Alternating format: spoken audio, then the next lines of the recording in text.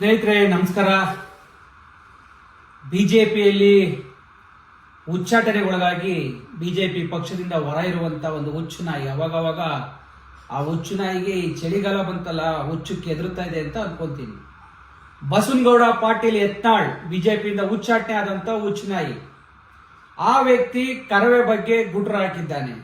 ಅವನಿಗೆ ಅವಾಗವಾಗ ಕರವೇ ಬಗ್ಗೆ ಮಾತಾಡ್ಲಿಲ್ಲ ಅಂದ್ರೆ ಹೊಟ್ಟೆ ತಿಂದ್ರೆ ಅನ್ನ ಜೀರ್ಣ ಆಗಲ್ಲ ಅನ್ಸುತ್ತೆ.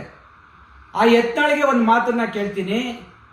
ನಿಮ್ಮ ಬಿಜೆಪಿ ಪಕ್ಷ ಅಂತೇಳಿ ಇವತ್ತೇನು ಬಿಜೆಪಿಯನ್ನ ಮುಂದಿಟ್ಟು ಮಾತಾಡಿದೆಯಲ್ಲ, ನಿಮ್ಮ ಬಿಜೆಪಿ ಪಕ್ಷ ಅಧಿಕಾರದಲ್ಲಿ ಇದ್ದಾಗಲೂ ಕೂಡ ಈ ರೀತಿಯ ಕಾವೇರಿ ಹೋರಾಟ ಇರ್ಬೋದು, ಮಾದಾಯಿ ಹೋರಾಟ ಇರ್ಬೋದು, ಯಾವುದೇ ಹೋರಾಟದ ಸಂದರ್ಭಗಳಲ್ಲಿ ನಾವು ಹೋರಾಟ ಆ ಪ್ರತಿಭಟನೆ ಹಿಂದೆ ಜೈಲು ಶಿಕ್ಷೆ ಎಲ್ಲವನ್ನೂ ಅನುಭವಿಸಿದೀವಿ.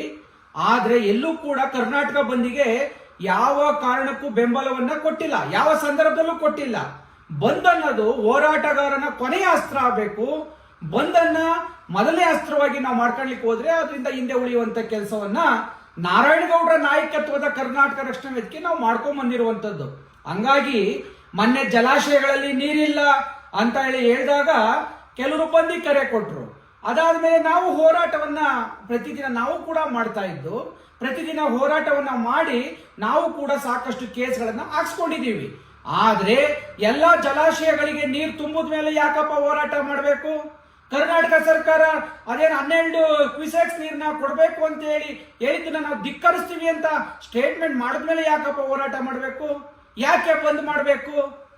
ಆ ಹುಚ್ಚುತನಕ್ಕೆ ನಾವು ಹೋಗೋದಿಲ್ಲ, ಅದನ್ನ ಬೆಂಬಲಿಸೋದಿಲ್ಲ ಅಂತ ನಾವಂದ್ರೆ, ನೀನು ಇವತ್ತು ಕರವೇ ಅವರು ಕಾಂಗ್ರೆಸ್ ಪಕ್ಷ ಅಧಿಕಾರದಲ್ಲಿದ್ದಾಗ ಮಾತಾಡಲ್ಲ ಅಂತೇಳಿ ನೀನು ಮಾತಾಡಿದೆಯಲ್ಲ, ಲೇ ಹುಚ್ಚ, ಅರೆ ಹುಚ್ಚ, ನಿನಗೆ ಹೇಳ್ತೀನಿ, ಇದೇ ಸಿದ್ದರಾಮಯ್ಯನ ಸರ್ಕಾರ, ಇದೇ ಕಾಂಗ್ರೆಸ್ ಸರ್ಕಾರ 6 ತಿಂಗಳ ಹಿಂದಿನ ಸರ್ಕಾರದಲ್ಲಿ ಇಡೀ ಇಂಗ್ಲಿಷ್ ನಾಮಫಲಕಗಳನ್ನ ಧ್ವಂಸ ಮಾಡಿ ನಾರಾಯಣಗೌಡರು ಸೇರಿದಂತೆ 100 ಕಾರ್ಯಕರ್ತರು ಜೈಲು ವಾಸವನ್ನು ಅನುಭವಿಸಿದ್ರಲ್ಲೋ.